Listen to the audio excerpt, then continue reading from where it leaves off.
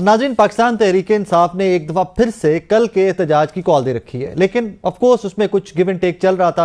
आज मुमकिन था कि हो सकता है बानी पीटीआई से पाकिस्तान तहरीक इंसाफ के मौजूदा चेयरमैन बैरिस्टर गौहर या किसी और रहनुमा की मुलाकात हो जाए तो एहतजाज को मौखर कर दिया जाए। एट द सेम टाइम आज कॉन्स्टिट्यूशनल अमेंडमेंट्स को भी लेकर पाकिस्तान तहरीक इंसाफ को कोई बहुत अच्छी खबरें नहीं मिली। राजा परवेज अशरफ साहब ने और बाकी जो लोग शुरका बैठे हुए थे, आज उन्होंने फर्दर इसके ऊपर बातचीत या डिस्कशन से भी इनकार कर दिया। जो जो मुसव्वदे थे सामने बाकी जमातों के, वहीं से मामले को आगे स्टार्ट कर दिया है।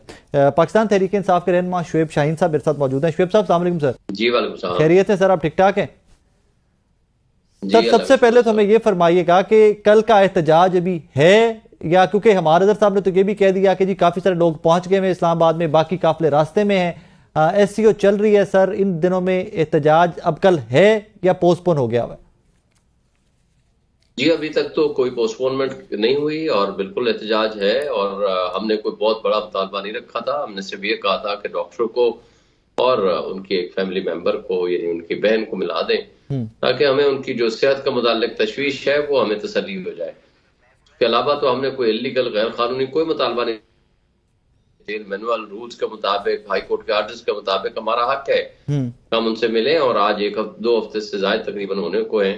और ये उन्होंने गैर आईनी और गैर कानूनी तौर पर पाबंदी लगा रखी है, तो जो कि हमारी उनके जिंदगी का मुतालिक चूंकि तशवीश है, इसलिए हमने एक बड़ा सिंपल सा मुतालबा रखा था जो कि अभी तक पूरा नहीं हुआ।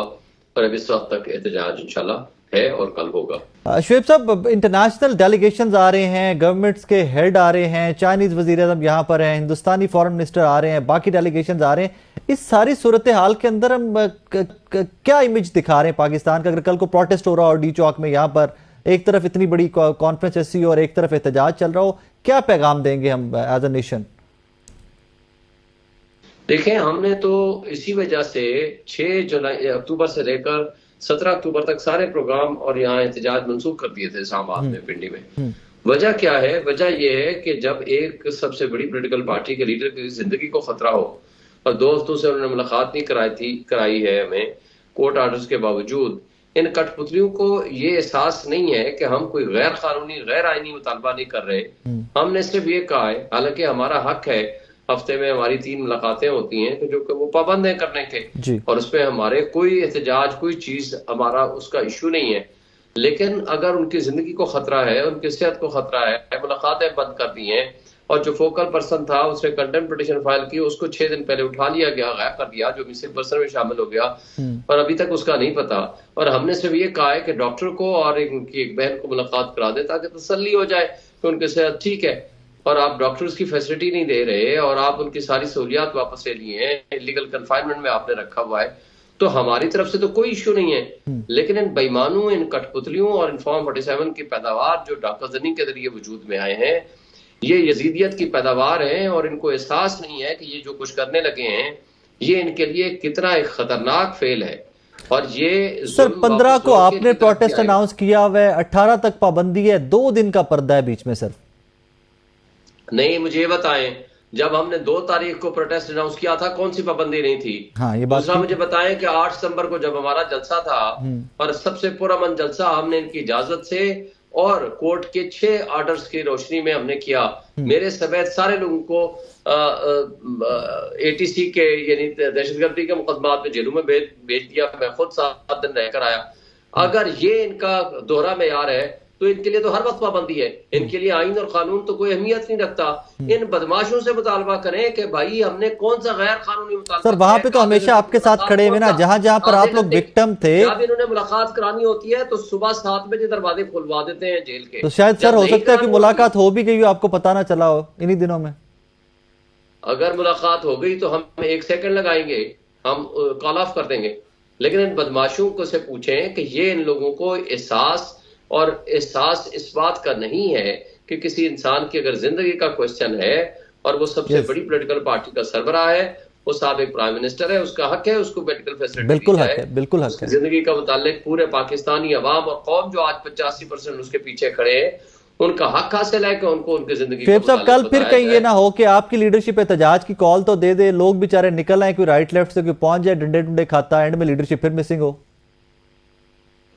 देखें, बात यह है कि हर बंदा हमारा पार्टी का हर शख्स लीडर है, जो वर्कर Okay. हमारा हर लीडर है। हमारा लीडर एक ही है, इमरान खान, बाकी हम सब वर्कर्स हैं। बाकी ये कहना कि ये लीडर है और ये लीडर नहीं है, ऐसी कोई बात नहीं है। अल्हम्दुलिल्लाह इमरान खान ने जो एक नजरिया दिया है, एक छोटे से छोटा वर्कर भी हमारा लीडर है और बड़े से बड़ा लीडर भी वर्कर है, और इनके दरमियान कोई तफरीक और फर्क नहीं है। Sir, Pakistan Tehreek Insaf as being part of Pakistan Tehreek Insaf, आप एससीओ को देखते कैसे हैं? Is it positive development?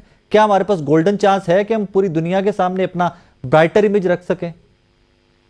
देखिए, बात यह है कि ये अब मकबूजा कश्मीर में मोदी अगर वहां कोई कॉन्फ्रेंस रख के ये साबित करे कि जी बहुत अच्छा चेहरा दिखा दिया है, लेकिन नीचे बहने वाला सारा गंद उसका कुछ छुप पाएगा। यहाँ भी अगर आप बाजार इस्लामाबाद को खूबसूरत कर दें, नीचे आपके गटर बह रहे हों, यहाँ ह्यूमन राइट्स वायलेशंस हों, यहाँ खवातीन को उठाया जा रहा हो, उनको तशद्दुद करके घसीटा जा रहा हो, यहाँ बच्चियों के ऊपर जुल्म और रेप हो रहा हो और उन्हीं के ऊपर पर्चे हो रहे हों, यहाँ अगर फायरिंग के जरिए जख्मी किया जा रहा हो, लोगों के घरों में चादर चार दीवारी की पामाली हो रही हो, और आपने आर्बिट्रेरी डिटेंशन में सबसे बड़ी पॉलिटिकल पार्टी के सरबराह को रखा हो, इलेक्शंस के जरिए आपने फ्रॉड करके कठपुतलियों को मुसल्लत कर दिया हो, तो दुनिया की ना आंखें खराब है ना कान खराब है।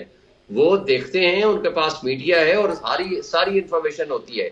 आपको असल में रूल ऑफ लॉ कायम करना पड़ेगा, जमहूरियत को मुस्तहकम करना पड़ेगा। जमहूरियत सिर्फ तमाशा और ड्रामा नहीं होना चाहिए।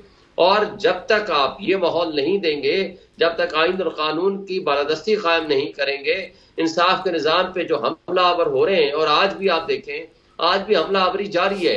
ये तो कह रहे हैं पिछले 4 दिन से जी हम शंघाई ताउन तंजीम में बिजी हैं। पिछले 4 दिन से सिवाय आईनी तरमीम के ऊपर मीटिंग्स करने के और काम क्या कर रहे हैं ये देखिए सर, आईनी तरमीम के ऊपर मीटिंग का हिस्सा तो आपकी जमात भी बन गई है, जो बहुत अच्छी डेवलपमेंट है, जो बहुत अच्छी डेवलपमेंट है कि आप लोग भी आईनी तरमीम की जो मीटिंग्स हो रही हैं उनका हिस्सा बन गए हैं। और अब ये भी है कि शायद आप लोग भी टाइम चाहते हैं, कोई मुसव्वदा आप लोग भी अपना ला सकें। Is that true sir?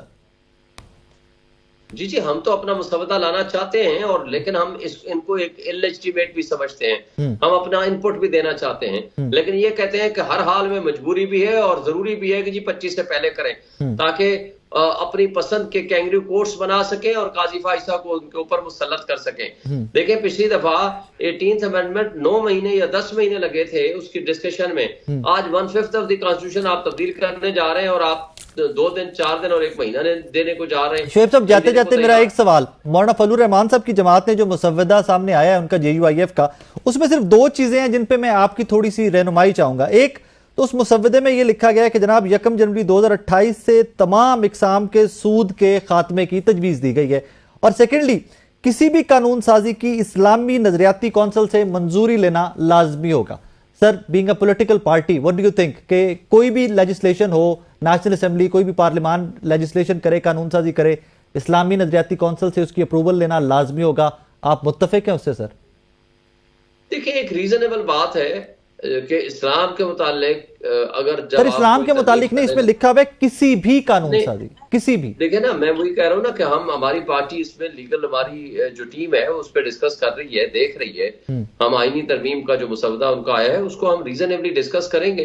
अगर कोई चीज हमें मुनासिब लगेगी तो जरूर हम उसमें उनको फेवर करेंगे और उनके साथ खड़े होंगे। सर, मैं इन दो सजेशंस पे कैटेगोरिकली बात कर रहा हूँ, इन 2 सजेशंस पे। देखिए सर, प्रीमेच्योरली मैंने कहा ना कि I am not the authority कि मैं कह दूं कि ये दुरुस्त है, इस पे हमारे हक में है या खिलाफ है। हमने अभी डिस्कस करना है, हमारी कमेटी उस पे ऊपर बैठी हुई है। हमारी जो भी कोई इनकी रीजनेबल तजवीज है, हम जरूर उनके ऊपर गौर ख्वास करके उनको, जो अगली हमारी मीटिंग होनी है 17, 18 को या 19 को, हम उस पर अपनी तजवीज पेश करेंगे। फाइनल कमेंट आपका, फाइनल कमेंट, लास्ट क्वेश्चन मेरा, कल एहतजाज हो रहा है डी चौक में? इस वक्त तक तो यही प्रिंसिपल है कि हो रहा है, अगर मुलाकात नहीं कराई तो इंशाल्लाह होगा। Thank you very much Shoaib Shaheen साहब।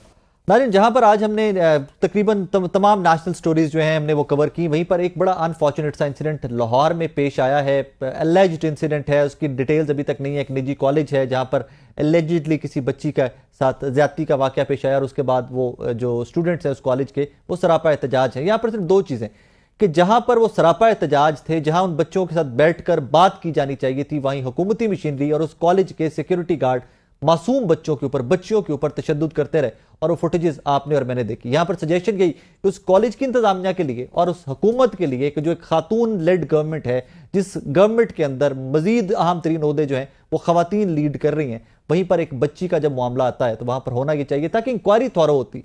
वट एवर द केसेस, हुआ है वाकया नहीं हुआ वो बात की बात है, लेकिन उन बच्चों के पास जाकर, उनके दरमियान जाकर आपको खड़े होकर उन बच्चों को यकीन दहानी करवानी चाहिए थी कि बेटा we are there to look after you. इस एक वाक़े के बाद, उस वाक़े की बाद की डेवलपमेंट्स के बाद मुझे पाकिस्तानी होते एक शर्म हो रही है, शर्म आ रही है कि जनाब किस किस्म की सोसाइटी में हम रह रहे हैं कि यहां पर इंसान और जानवर का फर्क आए दिन खत्म होता जा रहा है। I hope and I pray कि मजीद अभी भी कुछ सैनिटी प्रिवेल करे, उन बच्चों की काउंसलिंग की जाए, उन बच्चों के साथ बैठकर बात की जाए, उनको रीएश्योर किया जाए कि will look into the matter और इवेंचुअली इसको रिजॉल्व किया जाए। अपना बहुत सारा ख्याल रखिएगा, तो हम याद रखिएगा।